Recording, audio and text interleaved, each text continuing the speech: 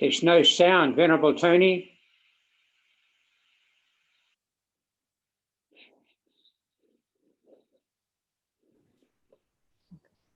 Right now? Okay. The sound now, I think, isn't there? I guess so. Do we know? There is sound. Yeah, there is. Okay, because you have that on mute. Yes. Okay. Right. Thank you.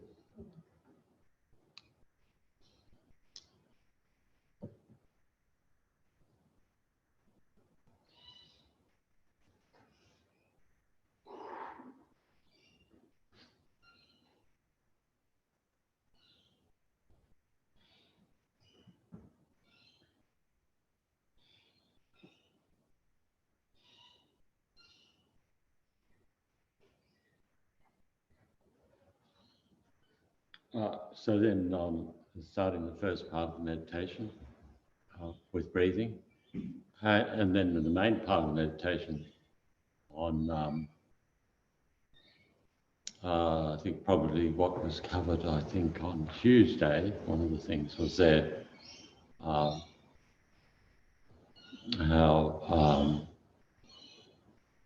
the mind of Bodhicitta is best medicine, physically and mentally.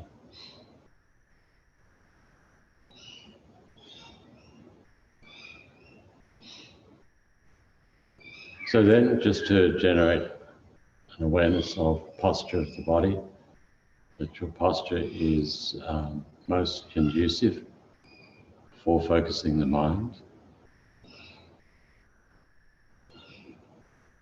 And again, this idea that if we can settle and focus our mind well now, with the motivation that through this may it be that we can, we're more able to focus on the main body of the meditation and of course the teachings and tutorial, whatever else happens today in relation to the teaching on the Bodhisattva's way of life.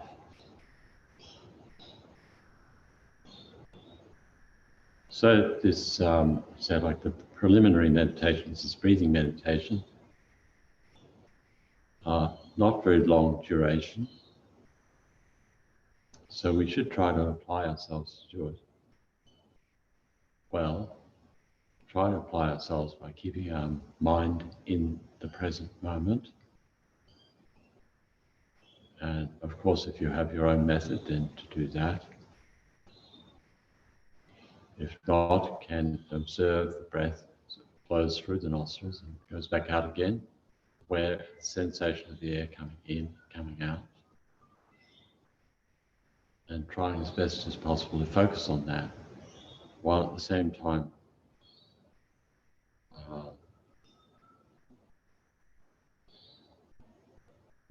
with diligence, with alertness, be aware of distractions as they arise, and just to note them, bring the mind back to the breath. So then, like that for the first few minutes.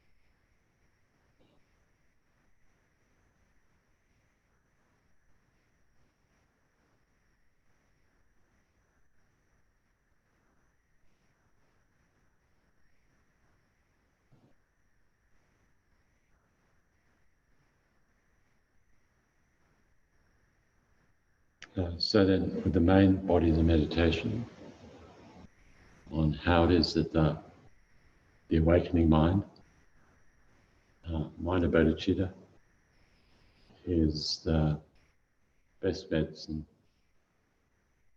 both physically, for the physical body and for our mind.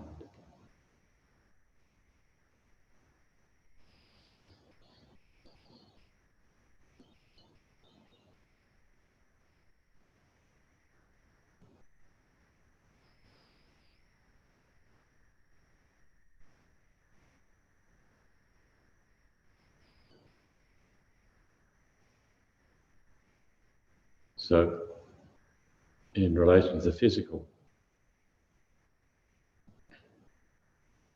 how it is that, in general, it's said in Buddhism, physical illness arises is a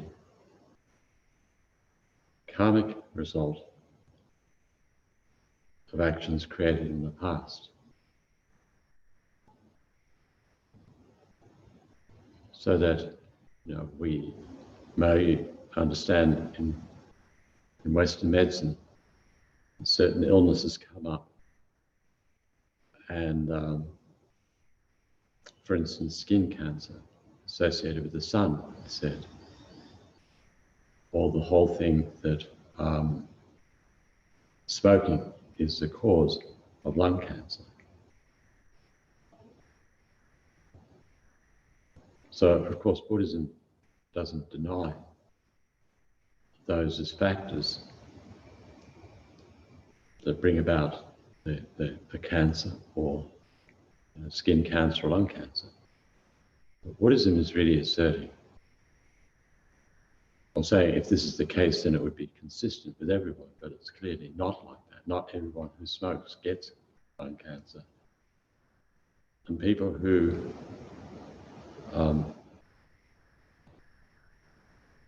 don't smoke get lung cancer. It's possible. So Buddhist view is really the cause for the physical illness we have is a result of actions we've created in the past. It's a substantial cause, lies in actions we've created in the past, body, speech, and mind.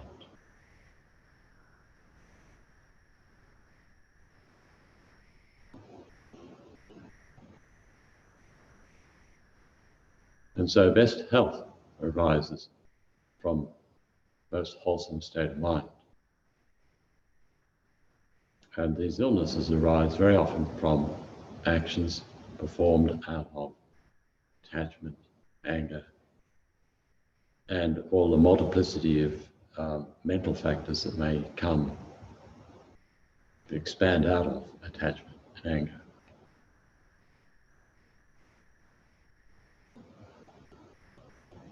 So we can sense how it is that even in this life, where we're able to activate that loving kindness mind, even a similitude to that mind of Bodhicitta, how it can counteract, lessen the mind of anger and attachment.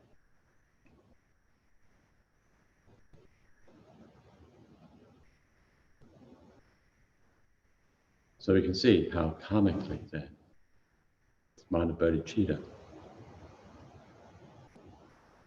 is a way of bringing about wellness in that it prevents us from creating the causes for illness.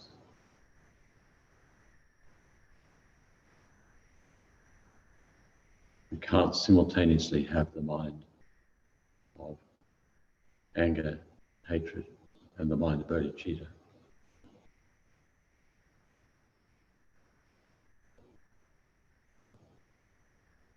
So it's a protection against physical illness.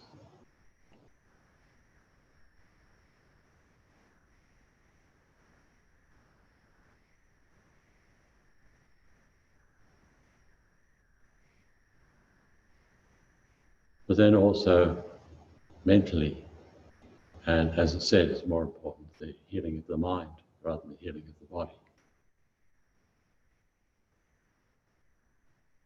Because we can heal the body, perhaps, but if we don't heal the mind, we create more causes for illness within the body. But if we can really heal the mind of the afflictions, then we also are going to heal ourselves physically. So mind is more important.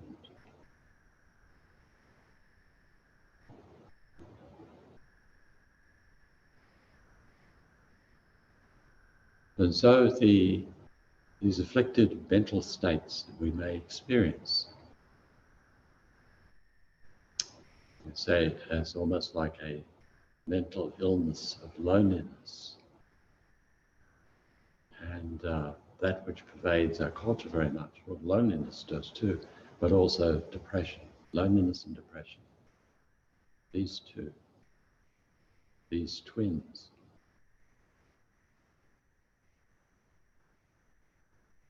And His Holiness, when he was asked by an American psychiatrist, Howard Cutler,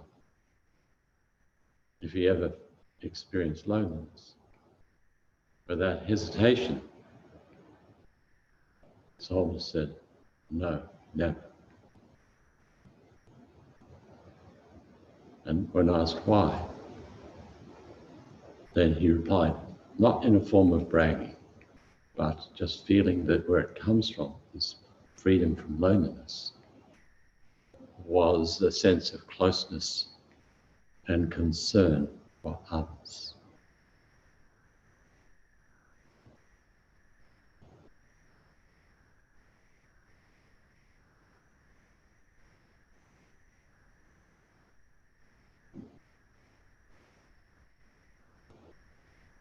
And we can sense how loneliness, how it can really unbalance the mind and also unbalance the body. So therefore, if we can generate this healing medicine of bodhicitta, then it can heal us of loneliness. And after all, as it said, you could be living in the middle of a big city like New York, in an apartment block that has many, many people living in that, neighbors everywhere. And every time you go out there, many people also, but you're suffering from loneliness. The mind fixated on oneself. On the other hand, someone can be in a remote region in a cave by themselves, even been there for years, but never lonely. All the sentient beings that come into their cave or into their meditation place are their friends.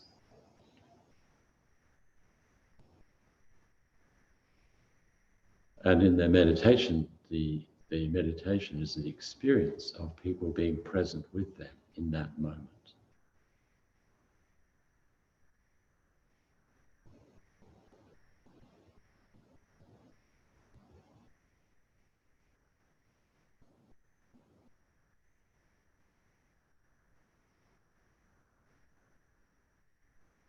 So we have a wonderful situation here of accessing this view, this understanding, and a method that gives the explanation why loneliness is existing.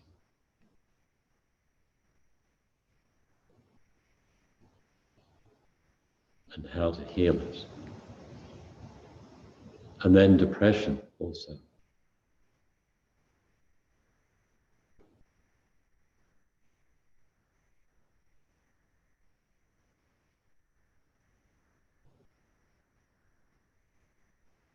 Would depression be residing simultaneously with the mind that is joyfully emanating out concern for all beings?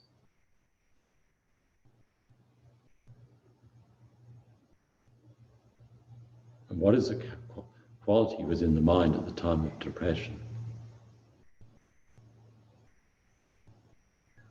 Generally speaking, when you experience your own depression, look into it and see how it is at that point.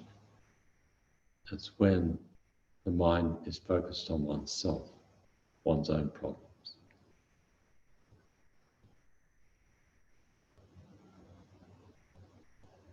And a feeling of self-pity, so on.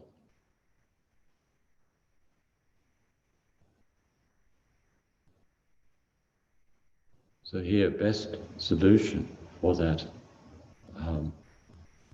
disorder of depression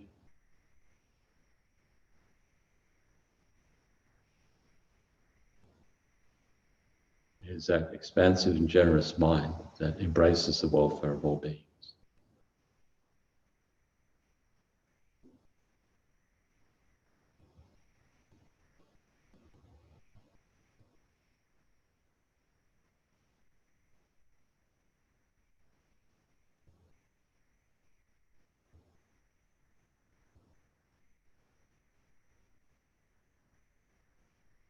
And even in the case where we may say that a depression is chemically based, even if that is the case, chemicals within the brain, Buddhism would assert that that experience is the ripening result of actions created in the past.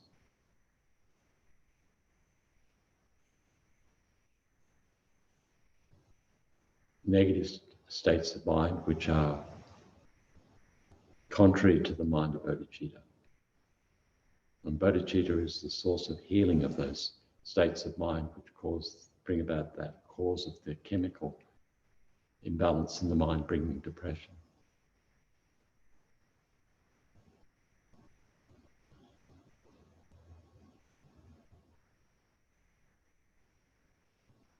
And then also in relation to the healing here,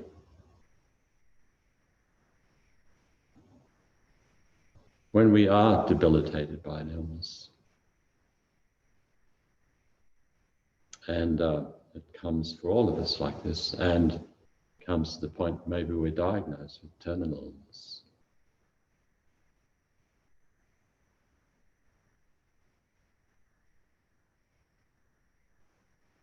And of course, it may be appropriate, very appropriate, to receive medical treatment for whatever else that we're going through. But the mental state is so very important.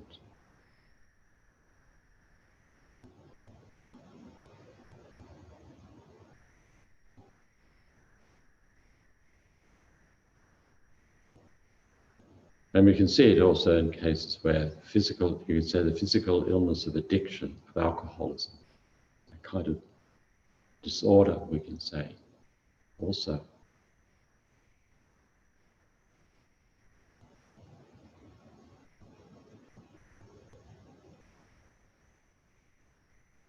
In Alcoholics Anonymous, a part of the healing process of alcoholism is generating an awareness, concern, repaying the kindness of others. So in Buddhism, we would be saying the same kind of thing, of course, more profoundly, to generate the attitude, recollection. Oneself is only one who has this alcoholism. Others are many. My mind should be concerned about their welfare for all the problems that are arising from alcoholism, rather than focusing on oneself.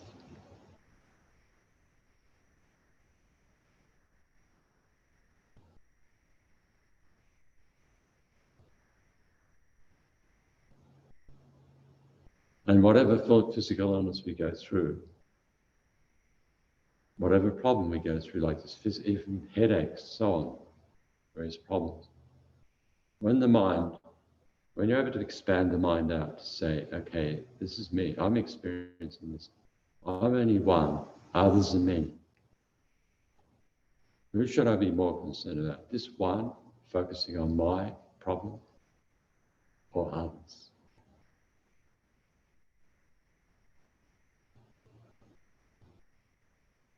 And so doing that alleviates whatever distress or pain you're having. It lessens it.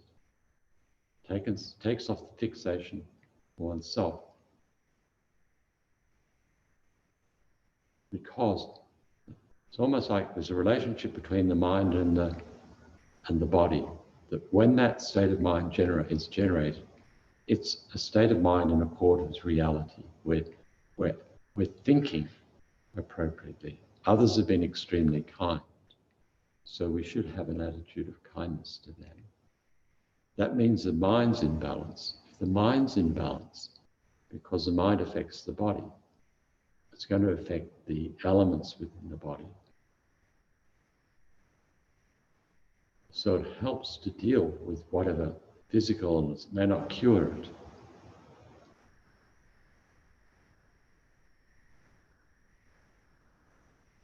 But it can lessen it.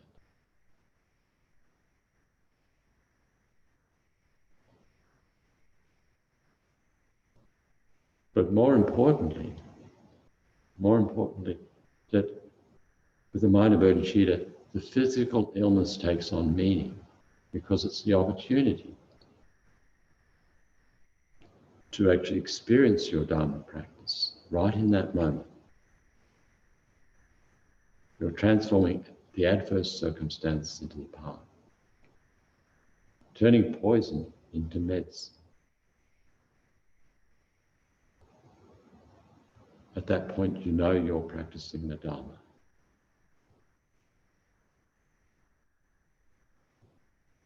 So with the mind of bodhicitta, the cancer becomes your friend, not your enemy.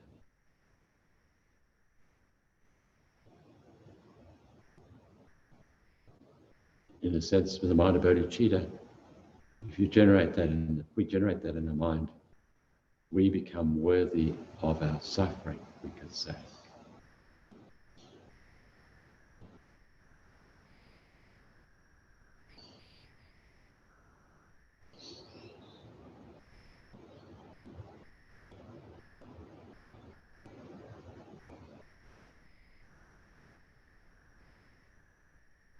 And so the approaching death then becomes extremely meaningful, most meaningful time, attention. And also as we do that, we give support to those people around us who care for us, because they see we're able to deal with it now, our family. So it becomes a source of healing for them.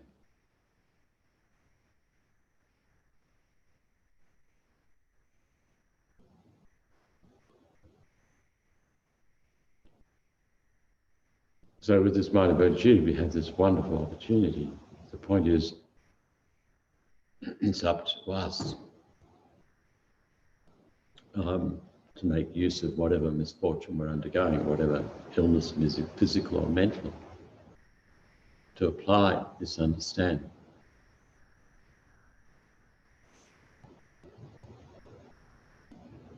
And thereby deepening our faith in the value of spirituality, in bodhicitta, the Dharma in general.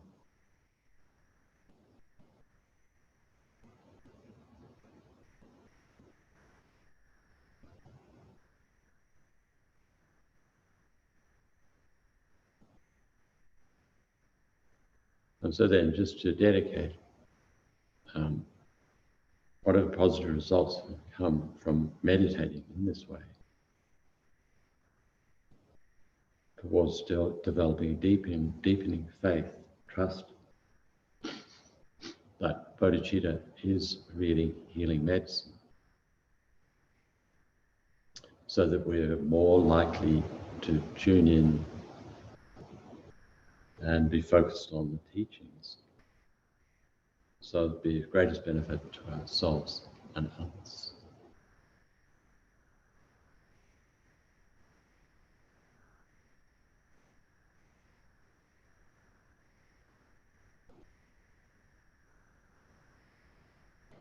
Okay. So thank you.